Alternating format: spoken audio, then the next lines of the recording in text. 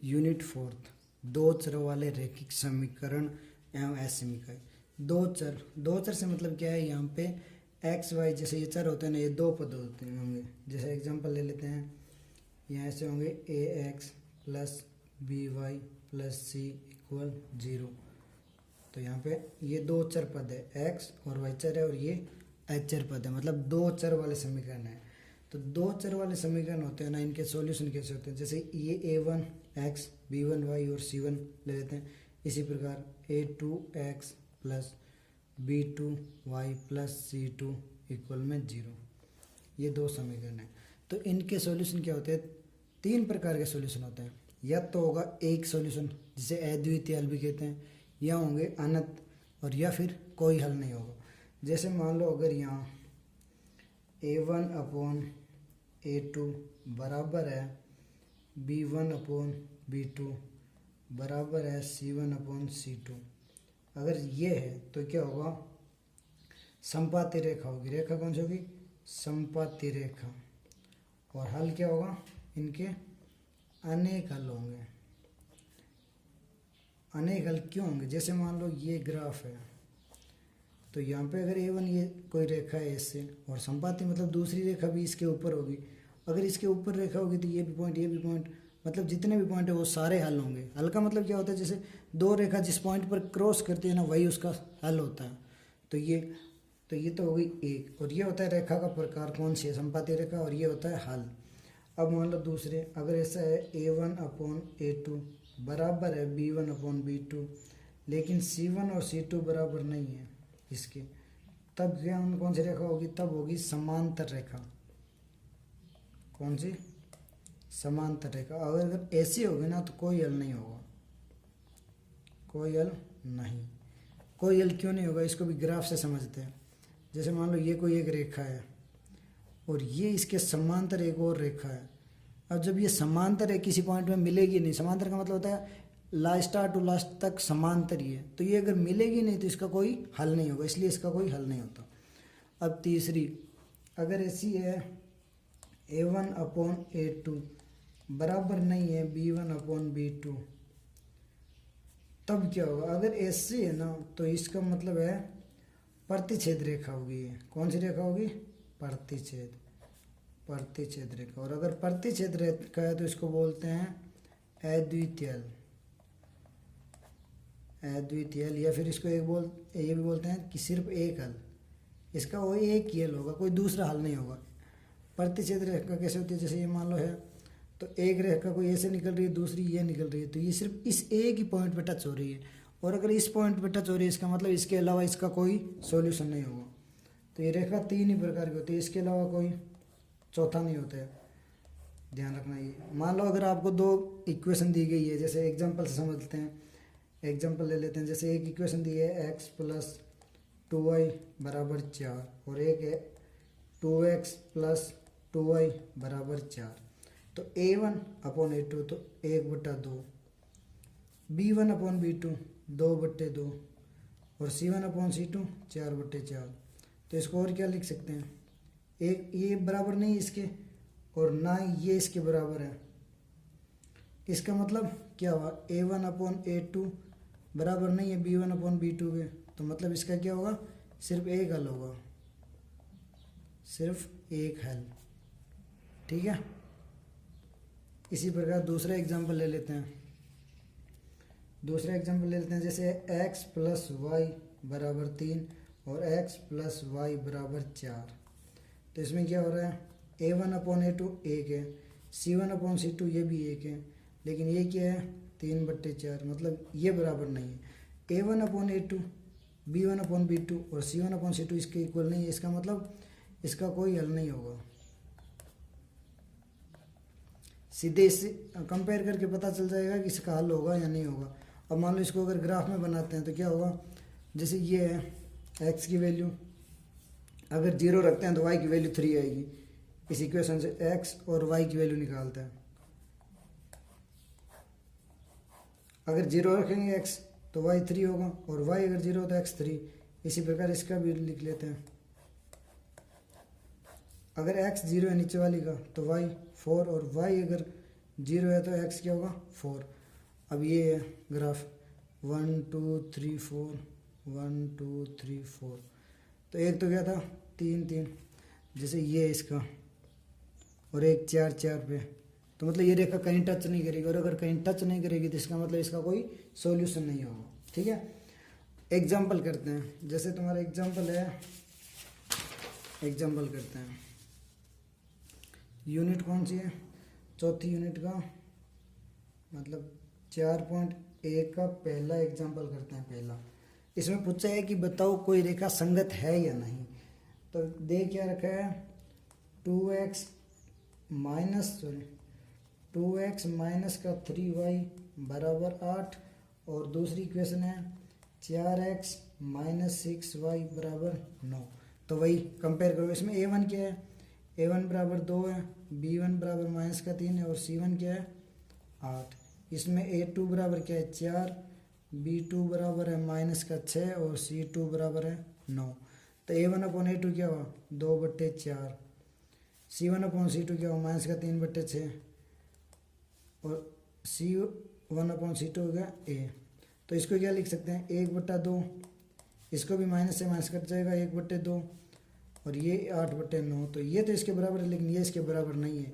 और a1 upon a2 बराबर है b1 अपॉन b2, और c1 c2 के बराबर नहीं है, तो इसका मतलब कोई हल नहीं होगा। और कोई अगर हल नहीं है तो रेखा कौन सी होगी असंगत, इसका मतलब ये असंगत रेखा है परस्पर एक दूसरे में। ठीक है, अब एक और एग्जाम्पल करते हैं, अगला है 4.1 का दूसरा। इसमें पूछा है ग्राफीय विधि से हल, ग्राफीय विधि से हल। ठीक है, तो क्वेश्चन क्या है, क्वेश्चन दे रखा है x प्लस वाई बराबर 3, और दूसरा है 3x माइनस का 2y बराबर 4। ये दो इक्वेशन दे रखी है, ये एक और ये दो। ग्राफीय विधि से हल करने के लिए क्या करना होता है, पहले x और y का मान निकालने होते हैं। जैसे इक्वेशन पहली के लिए समीकरण बनाते हैं x y, और कम से कम 2 पॉइंट तो लेने ही है, अगर 2 से ज़्यादा लेने चाहो तो 3 ले सकते हो, और कम से कम 2 लेने ही लेने हैं, 3 ले लेते हैं। अब यहाँ x प्लस वाई बराबर 3 है, अब तो इसको ऐसे भी लिख सकते हैं कि x बराबर 3 माइनस वाई। अब y की जगह 0 रख देते हैं, y की जगह अगर 0 रखते हैं तो x क्या होगा 3 माइनस 0 3, y की जगह 1 रखते हैं, y की जगह अगर 1 रखें तो x बराबर क्या होगा 3 माइनस 1 यानी 2, और y की जगह 3 रख देते हैं, y की जगह अगर 3 रखते हैं 3 माइनस 3 0 हो जाएगा। ठीक है, अब दूसरी रेखा है, इसको क्या लिख सकते हैं, इसको भी ऐसे लिख सकते हैं कि 3x बराबर 4, ये दे जाकर प्लस हो जाएगा 2y, तो x बराबर क्या होगा 4 प्लस 2y/3। ये अब इसके लिए भी बनाओ, टेबल बनाते हैं x y, कम से कम 3 पॉइंट, तो कम से कम 2 जरूरी है, लेकिन आप 3 भी कर सकते हो, सॉल्यूशन के लिए 2 तो होने ही चाहिए। अब रखते हैं y की ऐसी वैल्यू रखो कि x आ जाए, 0 रखेंगे तो 4/3 पॉइंट मारी है तो 1 रख लेते हैं, x की y की जगह 1 रखते हैं, तो y की जगह 1 होगा, 4 और 2 6 यानी 2 हो गए। अब y की जगह 2 रख लो, 2 रखेंगे क्या होगा y की जगह 2, तो 2 और 2 4, 4 प्लस 4 8, तो x की वैल्यू आ रही है 8/3। अब y की जगह रख लेते हैं 3, अगर 3 रखते हैं तो 3 दूनी 6, और 4 10 हो रहे हैं तो 4 रख लेते हैं, मतलब ये बट्टे में नहीं आनी चाहिए, ज़्यादा आसान होगा, तो 4 रख रहे हैं, 4 दूनी 8, 8 और 4 12, तो ये 4। अब इसका हल कौन सा होता है, हल वही है जो दोनों में कॉमन आ रहा है, इसमें भी 2 और 1 आ रहा है, इसमें भी 2 और 1 आ रहा है, तो इसका मतलब इसका हल तो क्या होगा, x की वैल्यू क्या आएगी 2, और y की y बराबर आ रहा है 1, ये तो है इसका हल। अब ग्राफ बनाते हैं, ग्राफ बनाने के लिए क्या है, ग्राफ मिलेगा एग्जाम में वैसे, ये y और ये x, 1 2 3 4, 1 2 3 4, इधर भी 1 2 3 4। पहला पॉइंट क्या है 3 और 0, x की वैल्यू 3, पहले ऊपर वाले के लिए बना लेते हैं वाई 0। दूसरी है 2 और 1, एक्स की वैल्यू 2 है और वाई 1 मतलब यहाँ। तीसरा है 0 और 3 ये, तो ये रेखा आ रही है एस से। और ये किसके लिए है, ये इक्वेशन लिख देना। यहाँ पे कौन सी इक्वेशन है, ये है एक्स प्लस वाई बराबर 3। अब दूसरे में एक्स की वैल्यू 2, वाई 1, तो यही पॉइंट आ रहा है सेम, तो इसका मतलब यही सॉल्यूशन होगा। एक क्या है 4 और 4 यहाँ पे आएगा अप्रोक्स, और एक आ रहा है एक्स की वैल्यू 2, मतलब वाई की वैल्यू 2 आ रही है कहाँ पे, यहाँ पे, और एक्स की वैल्यू आ रही है 8/3 यानी 3 से थोड़ी कम, तो यहाँ। और इसकी इस रेखा को मिला दो ऐसे, ये स्केल से मिलाओगे एकदम सही मिलेगा।